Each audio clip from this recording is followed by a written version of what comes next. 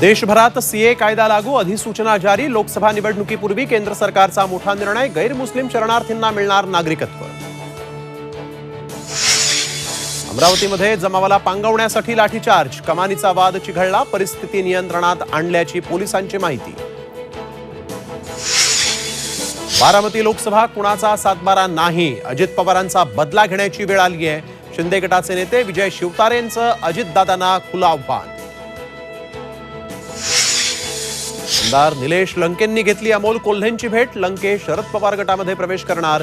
सूत्रांची माहिती, राजकारणात काहीही होऊ शकतं, लंकेंची सावध प्रतिक्रिया।